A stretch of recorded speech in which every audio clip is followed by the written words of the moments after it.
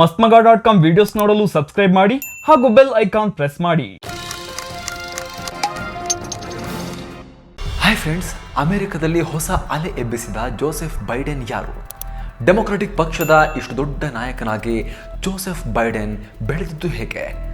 Biden ಈ ಹಂತಕ್ಕೆ ಬೆಳೆದು ಬಂದ ಹಾದಿ ಹೇಗಿತ್ತು ಗೊತ್ತಾ? ಅಮೆರಿಕದ ನೂತನ ಅಧ್ಯಕ್ಷ ಜೋ ಬೈಡೆನ್ರ ಜೀವನದ ರೋಚಕ ಮತ್ತು ಭಯಾನಕ ಇತಿಹಾಸವನ್ನ ಈ ವಿಡಿಯೋದಲ್ಲಿ ಹೇಳ್ತಾ ಹೋಗ್ತೇವೆ. ಕಡೆತನಕ ಗಮನವಿಟ್ಟು ನೋಡ್ತಾ ಹೋಗಿ. ಜೋ ಬೈಡೆನ್ ಅಥವಾ ಜೋಸೆಫ್ ಬೈಡೆನ್, ಡೆಮೊಕ್ರಾಟಿಕ್ ಪಕ್ಷದ ಈ ನಾಯಕ ಇದೀಗ ವಿಶ್ವದ ಅತ್ಯಂತ ಶಕ್ತಿಶಾಲಿ ವ್ಯಕ್ತಿ, ಅಮೆರಿಕದ ಅಧ್ಯಕ್ಷ. ಇವರು ಹುಟ್ಟಿದ್ದು 1942ರ ನವೆಂಬರ್ 20ರಂದು. ಪೆನ್ಸಿಲ್ವೇನಿಯಾ ಇವರ ಹುಟ್ಟೂರು. ಇವರ ತಂದೆ ಜೋಸೆಫ್ ರಾಬಿನೆಟ್ ಬೈಡೆನ್, ತಾಯಿ ಕ್ಯಾಥರಿನ್ ಯುಜೇನಿಯಾ ಬೈಡೆನ್. ಇವರ ಕುಟುಂಬ ತುಂಬಾ ಶ್ರೀಮಂತ ಕುಟುಂಬ ಆಗಿರಲಿಲ್ಲ, ಹಾಗಂತ ತೀರಾ ಬಡ ಕುಟುಂಬನೂ ಆಗಿರಲಿಲ್ಲ. ಒಂದು ಮಟ್ಟಿಗೆ ಎಲ್ಲ ಅವಶ್ಯಕತೆಗಳನ್ನ ಪೂರೈಸಿಕೊಳ್ಳುವ ಶಕ್ತಿ ಹೊಂದಿದ್ದ ಒಂದು ಮಿಡಲ್ ಕ್ಲಾಸ್ ಫ್ಯಾಮಿಲಿ ಆಗಿತ್ತು. ಶಾಲೆ ಮತ್ತು ಕಾಲೇಜಿನ ದಿನಗಳಲ್ಲಿ ಬೈಡೆನ್ ಒಳ್ಳೆಯ ವಿದ್ಯಾರ್ಥಿನೂ ಆಗಿರಲಿಲ್ಲ, ತುಂಬಾ ಬ್ರಿಲಿಯಂಟ್ ಕೂಡ ಆಗಿರಲಿಲ್ಲ. 1965ರಲ್ಲಿ ಡೆಲವೇರ್ ಯೂನಿವರ್ಸಿಟಿಯಲ್ಲಿ ಇತಿಹಾಸ ಮತ್ತು ರಾಜ್ಯಶಾಸ್ತ್ರದ ಡಿಗ್ರಿಯನ್ನ ಪಡೆದುಕೊಂಡ್ರು. ನಂತರ 1968ರಲ್ಲಿ ಕಾನೂನು ಪದವಿ ಪಡೆದು ಲಾಯರ್ ಆದ್ರು. ಆದ್ರೂ ಕೂಡ ಮಾರ್ಕ್ಸ್ ಕಾರ್ಡ್ನಲ್ಲಿ ಕಳಪೆ ಪ್ರದರ್ಶನ ಎದ್ದು ಕಾಣ್ತಾ ಇತ್ತು.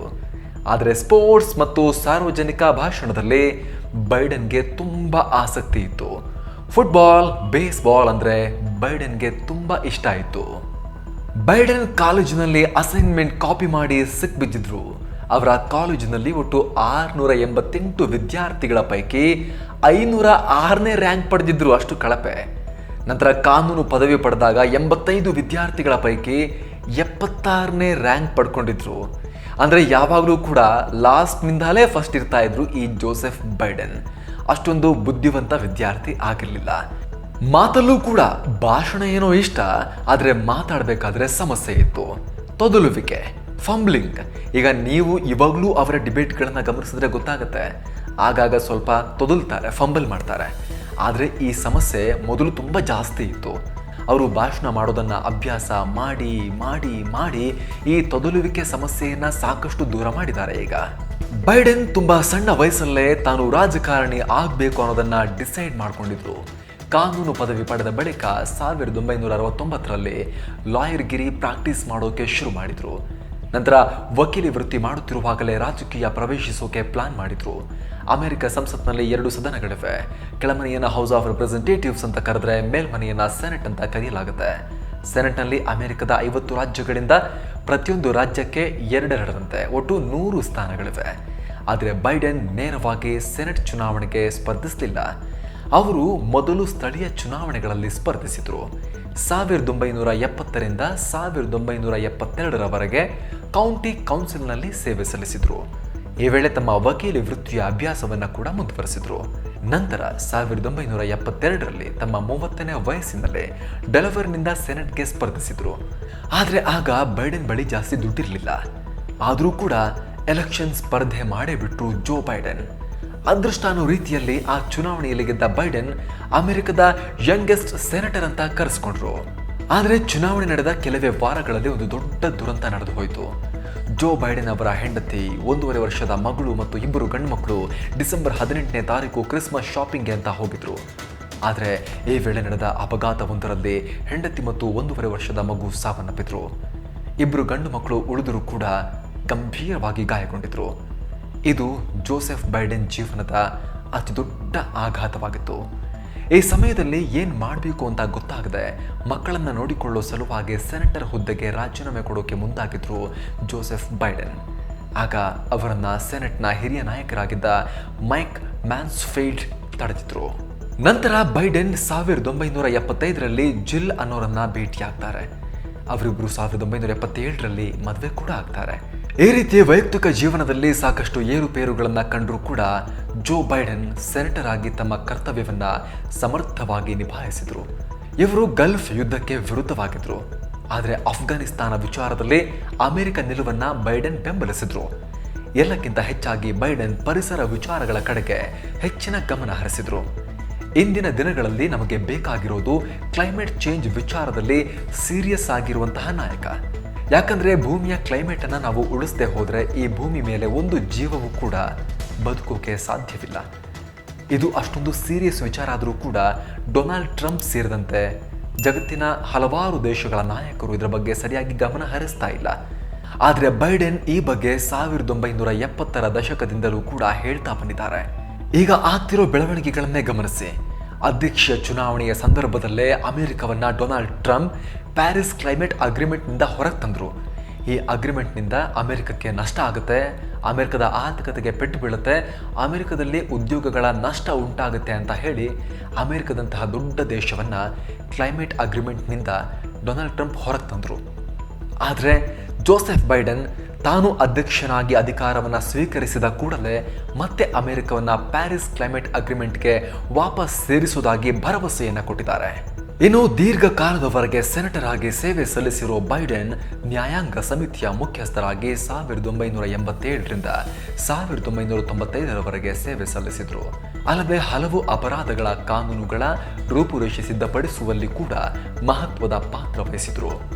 ವಾಲೆಂಟ್ crime control and law enforcement act 1994 ಹುಟ್ಟಿಗೆ ಕಾರಣವಾದರು.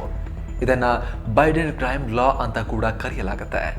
ಹೇಗೆ ಬೈಡೆನ್ 1972ರಿಂದ 2008ರವರೆಗೆ ನಿರಂತರವಾಗಿ ಸೆನೆಟರ್ ಆಗಿ ಆಯ್ಕೆಯಾಗ್ತಾ ಬಂದರು, ಅದು ಕೂಡ 60% ಮತಗಳೊಂದಿಗೆ. ಹೀಗಾಗಿ 2006ರ ಬಳಿಕ ಪಕ್ಷದಲ್ಲಿ ಬೈಡನ್ಗೆ ಉನ್ನತ ಹುದ್ದೆಗಳನ್ನು ಕೊಡಲಾಯಿತು. 1988ರಲ್ಲೇ ಬೈಡೆನ್ ಅಧ್ಯಕ್ಷೀಯ ಚುನಾವಣೆಗೆ ಸ್ಪರ್ಧಿಸೋಕೆ ಕ್ಯಾಂಪೇನ್ ಶುರು ಮಾಡಿದ್ರು. ಆದರೆ ಅದು ಸಕ್ಸಸ್ ಆಗಲಿಲ್ಲ. 2008ರಲ್ಲಿ ಮತ್ತೊಮ್ಮೆ ಪ್ರೆಸಿಡೆನ್ಷಿಯಲ್ ಕ್ಯಾಂಪೇನ್ ಶುರು ಮಾಡಿದ್ರು. ಈ ವೇಳೆ ಅಧ್ಯಕ್ಷೀಯ ಚುನಾವಣೆಯ ಅಭ್ಯರ್ಥಿಯ ರೇಸ್ನಲ್ಲಿ ಬೈಡನ್ಗೆ ಎದುರಾಳಿಯಾಗಿ ಇದ್ದವರು ಬರಾಕ್ ಒಬಾಮಾ. ಹೀಗಾಗಿ ಒಬಾಮಾ ಜನಪ್ರಿಯತೆ ಮುಂದೆ ಬೈಡೆನ್ ನಿಲ್ಲೋಕೆ ಸಾಧ್ಯ ಆಗಲಿಲ್ಲ. ಜೊತೆಗೆ ಫಂಡ್ ರೈಸ್ ಮಾಡೋಕ್ಕೂ ಕೂಡ ಒಬಾಮಾಗೆ ಈಕ್ವಲ್ ಆಗಿ ಸಾಧ್ಯ ಆಗಲಿಲ್ಲ. ಹೀಗಾಗಿ ಅವರು ನಾಮಿನೇಷನ್ ವಾಪಸ್ ಪಡ್ಕೊಂಡು ಒಬಾಮಾ ಅವರಿಗೆ ಬೆಂಬಲ ಕೊಟ್ಬಿಟ್ರು, ಸಪೋರ್ಟ್ ಮಾಡಿದ್ರು. ಎಷ್ಟರ ಮಟ್ಟಿಗೆ ಅಂದರೆ ಬೈಡೆನ್ ಮತ್ತು ಒಬಾಮಾ ಒಟ್ಟಿಗೆ ಪ್ರಚಾರ ಮಾಡಿದ್ರು. ಅಲ್ಲದೆ ಒಬಾಮಾ ಬೈಡೆನ್ರನ್ನ ತಮ್ಮ ರನ್ನಿಂಗ್ ಮೇಟ್ ಅಂತ ಘೋಷಿಸಿದ್ರು, ಅಂದರೆ ಉಪಾಧ್ಯಕ್ಷ ಸ್ಥಾನದ ಅಭ್ಯರ್ಥಿ ಅಂತ ಘೋಷಿಸಿದ್ರು. ಇಬ್ರು ಒಳ್ಳೆ ಫ್ರೆಂಡ್ಸ್ ಆದ್ರು. ಒಬಾಮಾ ಅಧ್ಯಕ್ಷರಾದ ಬಳಿಕ ಬೈಡೆನ್ ಉಪಾಧ್ಯಕ್ಷರಾದರು. ಮೊದಲ ಅವಧಿ 2009ರಿಂದ 2013ರವರೆಗೆ ಇತ್ತು. ವಿದೇಶಗಳಿಂದ ಸೇನೆ ಹಿಂಪಡೆಯುವ ನೀತಿ, ಆರ್ಥಿಕ ಹಿಂಜರಿತದ ವೇಳೆ ಒಬಾಮಾ ತೆಗೆದುಕೊಂಡ ಕ್ರಮ ಮತ್ತು ಒಬಾಮಾ ಕೇರ್ನಂತಹ ಯೋಜನೆಗಳಿಗೆ ಬೈಡೆನ್ ಮುಕ್ತವಾಗಿ ಬೆಂಬಲಿಸಿದರು. 2013ರಲ್ಲಿ ಬೈಡೆನ್ ಮೊದಲ ಅವಧಿ ಅಂತ್ಯ ಆಯಿತು. ನಂತರ 2013ರಿಂದ 2017ರವರೆಗೆ ಎರಡನೇ ಅವಧಿಗೂ ಬೈಡೆನ್ ಉಪಾಧ್ಯಕ್ಷರಾಗಿ ಆಯ್ಕೆಯಾದರು. ಒಬಾಮಾ ಎರಡನೇ ಅವಧಿ ಮುಗಿದ ಬಳಿಕ 2017ರ ಚುನಾವಣೆಗೆ ಅಧ್ಯಕ್ಷೀಯ ಅಭ್ಯರ್ಥಿ ರೇಸ್ನಲ್ಲಿ ಬೈಡೆನ್ ಮತ್ತೊಮ್ಮೆ ಕ್ಯಾಂಪೇನ್ ಶುರು ಮಾಡಿದ್ರು. ಆದರೆ ಹಿಲರಿ ಕ್ಲಿಂಟನ್ ಬೈಡೆನ್ರನ್ನ ಹಿಂದಿಕ್ಕಿದ್ರು. ಆದರೆ ಈಗ 2020ರಲ್ಲಿ ಜೋ ಬೈಡೆನ್ಗೆ ಅಧ್ಯಕ್ಷೀಯ ಅಭ್ಯರ್ಥಿಯಾಗೋಕೆ ಸಾಧ್ಯವಾಯಿತು. ಡೊನಾಲ್ಡ್ ಟ್ರಂಪ್ ವಿರುದ್ಧ ನಡೆದಂತಹ ಈ ಅತಿ ರೋಚಕ ಕದನದಲ್ಲಿ ಮುನ್ನಡೆ ಸಾಧಿಸಿ ಅಮೆರಿಕ ಅಧ್ಯಕ್ಷ ಸ್ಥಾನದ ಹುದ್ದೆಗೆ ಏರ್ತಾ ಇದ್ದಾರೆ ಜೋಸೆಫ್ ಬೈಡೆನ್. ವೈಟ್ ಹೌಸ್ನಲ್ಲಿ ಹೆಜ್ಜೆ ಇಡ್ತಾ ಇದ್ದಾರೆ. ಈ ಮೂಲಕ ಓದಿನ ವಿಚಾರದಲ್ಲಿ ಅಷ್ಟೊಂದು ಬುದ್ಧಿವಂತ ಅಂತ ಗುರುತಿಸಿಕೊಳ್ಳದ ಬೈಡೆನ್, ಲಾಸ್ಟ್ನಿಂದ ಫಸ್ಟ್ ಇರ್ತಿದ್ದ ಬೈಡೆನ್ ಈಗ ಅಮೆರಿಕದ ಪ್ರಥಮ ಪ್ರಜೆ ಆಗ್ತಿದ್ದಾರೆ. ಜೋಸೆಫ್ ಬೈಡೆನ್ ಓರ್ವ ಉದಾರವಾದಿ ನಾಯಕ. ಅವರ ಪಾಲಿಸಿಗಳು ಕೂಡ ತುಂಬಾ ಉದಾರ. ಈ ಹಿಂದೆ LGBT ವಿರುದ್ಧ ಕಾನೂನು ತಂದಾಗ ಬೈಡೆನ್ ಓಪನ್ ಆಗಿ ವಿರೋಧಿಸಿದ್ರು. LGBT ಸಮುದಾಯಕ್ಕೆ ಮುಕ್ತವಾಗಿ ಬೆಂಬಲ ವ್ಯಕ್ತಪಡಿಸಿದ್ರು. ವಲಸಿಗರ ವಿರುದ್ಧ ಟ್ರಂಪ್ ತೆಗೆದುಕೊಂಡ ನಿರ್ಧಾರಗಳನ್ನು ಕೂಡ ವಿರೋಧಿಸಿದ್ರು.